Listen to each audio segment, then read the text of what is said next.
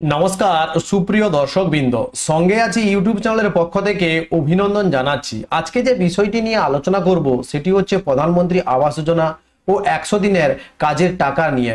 বন্ধুগণ, আপনারা সবাই অবগত যে যেসব উপভোক্তা এখনো আবাস যোজনার টাকা ও 100 দিনের কাজের টাকা পাননি, সেই সব বিষয় নিয়ে আজকের এই ভিডিও। তিনারা কবে নাগাদ এই টাকাটি পেতে পারেন সবকিছু কিন্তু এই ভিডিওতে তুলে ধরা হবে, তাই ভিডিওটি প্রথম থেকে শেষ অবধি দেখুন।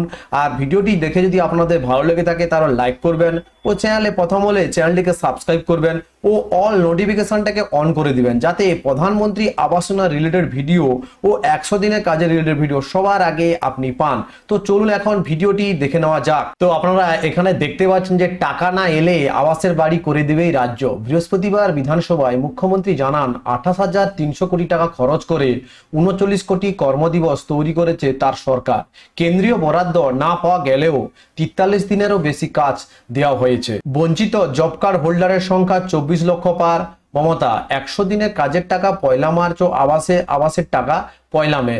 21শে ফেব্রুয়ারি নয়, 100 দিনের কাজে বঞ্চিতদের ব্যাংক অ্যাকাউন্টে টাকা পাঠানো হবে পয়লা মার্চ। বৃহস্পতিবার বিধানসভায় একথা জানান মুখ্যমন্ত্রী মমতা বন্দ্যোপাধ্যায়। পূর্ব ঘোষিত তারিখ থেকে কেন পিছিয়ে যেতে হলো, মুখ্যমন্ত্রী জানিয়েছে প্রথমে রাজ্যের হিসেবে 21 লক্ষ জব কার্ড হোল্ডারের বকেয়া টাকা রয়েছে বলে ধরা হয়েছিল। পরবর্তীকালে দেখা যায় আরও অনেক ন্যায্য প্রাপকের হদিশ মিলেছে।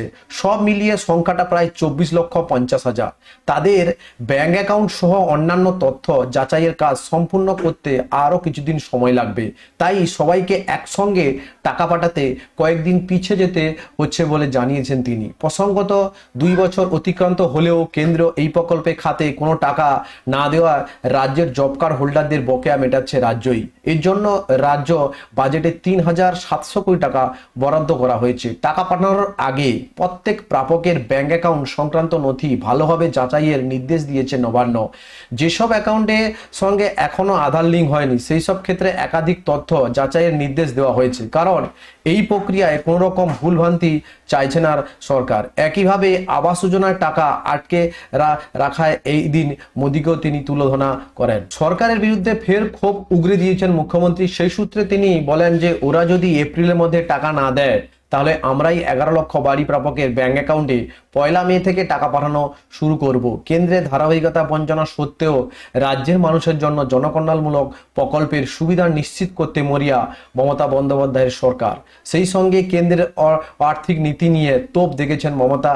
এই দিন বিধানসভায় অর্থ বিল নিয়ে আলোচনায় অংশ নিয়ে তিনি বলেন, কেন্দ্রে একটি জনবিরোধী বাজেট হয়েছে। খাদ্য এবং সারে ভর্তুকি কমিয়ে দিয়েছে, দ্রব্যমূল্য বৃদ্ধি নিয়ন্ত্রণে কিছুই হয়নি, শুধু মন কি বাত মিথ্যা কথা বলে মানুষকে বিভ্রান্ত করা হচ্ছে।